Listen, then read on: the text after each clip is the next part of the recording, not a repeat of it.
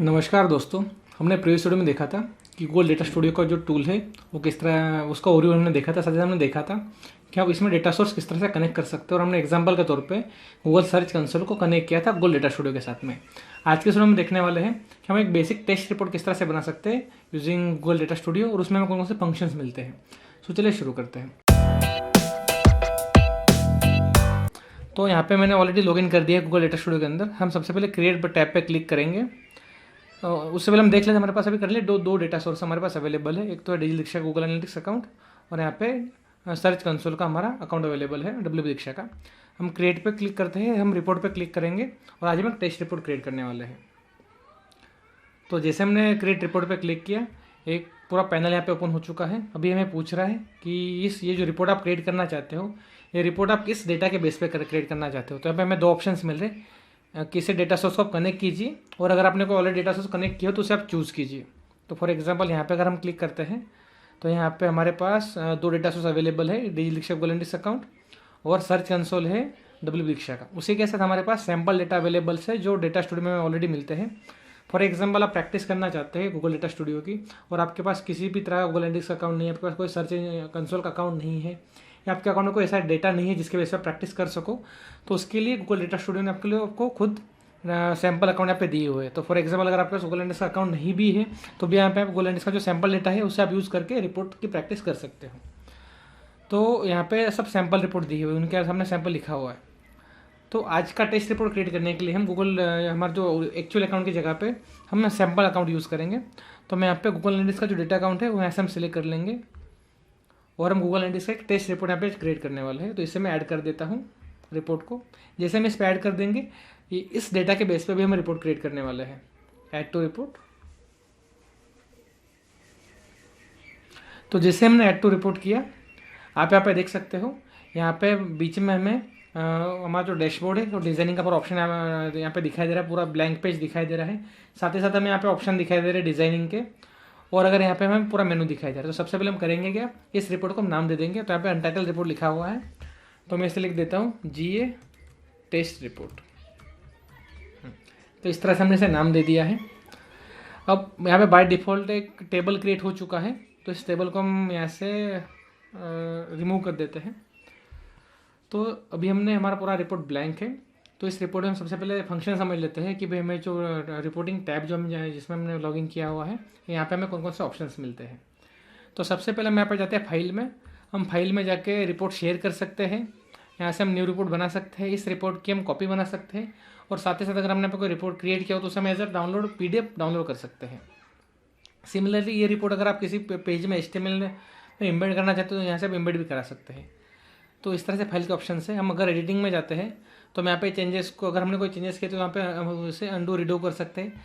साथ ही साथ हमें नॉर्मल जो, अगर आप MS ऑफिस यूज़ करते हैं, MS एक्सेल यूज़ करते हैं या गूगल शीट या गूगल डॉक्स यूज़ करते हैं तो वहाँ पे आपको जो कट, कॉपी और पेस्ट के ऑप्शन जो मिलते हैं वो सभी ऑप्शन आपको गूगल डेटा स्टूडियो के अंदर भी मिलते हैं। साथ ही साथ अगर हम व्यू में जाते हैं तो व्यू के अंदर हमें ऑप्शंस मिल रहे हैं ग्रिड के। हम ग्रिड, अभी आप जो आप देख रहे हैं आपको ग्रिड दिखाई दे रहा है, व्यू ग्रिड। ये सब डिसेबल अगर हम कर दें तो आपको पूरा ब्लैंक पेज दिखाई दे रहा है। तो आपको डिज़ाइनिंग करते हुए वो ग्रिड रखना पसंद है या नहीं, वो आपके ऊपर है, तो आपके हिसाब से आप रख सकते हैं। मैं प्रीफर करता हूँ ग्रिड यूज़ करना, तो मैंने यहाँ पे ग्रिड रखा हुआ है। तो यहाँ पे आपको ऑप्शंस मिलते हैं ग्रिड की साइज़ क्या रखनी है भाई। तो अगर 10 की रखता हूँ तो यहाँ पे करंटली बाय 10 की साइज़ है। अगर इसकी जगह पे मैं ग्रिड की साइज़ अगर 40 कर देता हूँ फॉर एग्जांपल, तो कुछ ग्रिड कुछ इस तरह से दिखाई देंगे। तो आपको डिपेंड करता है आपको डिज़ाइनिंग करते हो किस तरह का ग्रिड चाहिए या आपको ग्रिड चाहिए या नहीं चाहिए। तो उस तरह से आपको सभी ऑप्शन यहाँ पे व्यू में मिल जाते हैं। मैं इसे बाय डिफ़ॉल्ट 10 पे ला देता हूँ। साथ ही साथ अगर मैं यहाँ पे इंसर्ट में जाते हैं तो यहाँ पे जाके आप में सब ऑप्शंस मिलते हैं पेज में रिपोर्ट क्रिएट करने के लिए। तो सबसे पहले हमें यहाँ पे टाइम सीरीज़ मिल रही है। अगर आप टाइम बेस कोई डेटा दिखाना चाहते हैं, for example month on month, कि भाई जनवरी में कितना हमारे पास वेबसाइट पर ट्रैफिक थी, फरवरी में ट्रैफिक कितनी थी और मार्च में ट्रैफिक कितनी थी, और आप उसे अगर टाइम सीरीज़ में बताना चाहते हैं तो उसके लिए आपको टाइम सीरीज ऑप्शन यहाँ पे दिया हुआ है। साथ ही साथ यहाँ पे मैं बार चार्ट दिए हुए हैं, कॉम्बो चार्ट दिए हुए हैं, पाई चार्ट का ऑप्शन आपको यहाँ पे मिल जाता है। आपको बेसिक टेबल क्रिएट करना चाहते तो भी आपको ऑप्शन यहाँ पे दिया हुआ है। आप जियो मैप लेना चाहते हैं, फॉर एग्जांपल आप मैप पे दिखाना चाहते हैं कि आपकी जो ट्रैफिक आ रही है किस सिटी से ज़्यादा आ रही है, किस कंट्री से ज़्यादा आ रही है, तो उसके लिए आपको यहाँ पे जियो मैप दिया हुआ है। अगर आप कोई बेसिक स्कोर शोकेस करना चाहते हैं उसके लिए यहाँ पे स्कोर का ऑप्शन दिया हुआ है। साथ ही साथ यहाँ पे scatter chart, bullet chart, area chart, pure table और ट्री मैप दिए हुए हैं। और यहाँ पे यूआरएल एम्बेड, टेक्स्ट, अगर आपको रिपोर्ट में किसी प्रकार का टेक्स्ट लिखना है या आपको कोई इमेज इंसर्ट करनी है, आपको लाइन्स ड्रॉ करनी है, आपको रेक्टेंगल या सर्कल ड्रॉ करना है, तो भी आपको ऑप्शन यहाँ पे दिए हुए हैं। साथ ही साथ आप जो रिपोर्ट क्रिएट करते हैं उस रिपोर्ट के लिए अगर आपको डेट रेंज का कोई फिल्टर ऐड करना है तो फिल्टर आप यहाँ से ऐड कर सकते हैं, और आपको अलग अलग फिल्टर का ऑप्शन दिए हुए हैं। अगर हम पेज में जाते हैं यहाँ पे, तो पेज में जाके मैं यहाँ पे मल्टीपल पेज का रिपोर्ट हम बना सकते हैं। फॉर एग्जांपल अभी हम जो यहाँ पे देख रहे हैं सिंगल पेज है, अगर हम यहाँ पे ऐड पेज पे क्लिक करेंगे तो इसका हम और एक पेज हमें बना सकते हैं। सो गूगल डेटा स्टूडियो में जाके आप मल्टीपल पेज का रिपोर्ट बना सकते हो। आपके पास ऐसा एक पेज का रिपोर्ट नहीं बनेगा, आप यहाँ पे मल्टीपल पेज का रिपोर्ट बना सकते हैं, जो ये पॉसिबल नहीं होता गूगल एनालिटिक्स के अंदर।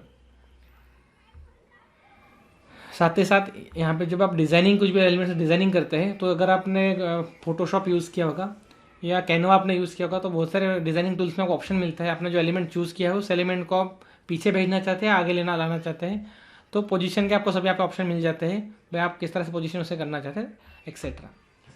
और साथ ही साथ अगर हम आप इस साइड देखेंगे तो यहाँ पे हमें डिज़ाइन के ऑप्शन मिल जाते हैं। फॉर एग्जांपल ये वाइट डिज़ाइन है, थीम हमें दिखाई दे रही है, अगर हम इसे सिलेक्ट करते हैं तो थोड़ा यहाँ पे कलर का जो लेआउट है पूरा चेंज हो जाता है।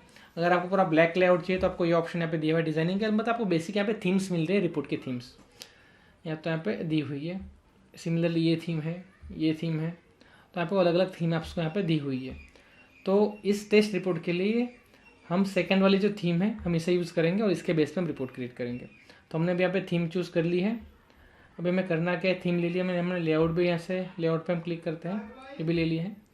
तो सबसे पहले हमें करना क्या है, हम ऐड डेटा पे यहाँ पे क्लिक करेंगे और हमारा डेटा सोर्स ऑलरेडी हमने चूज़ कर लिया था, दोबारा से एक बार हम इस पर क्लिक कर देते हैं। सॉरी, एक्स्ट्रा नेसेसरी स्टेप था ये, इसे आप स्किप कर दीजिएगा।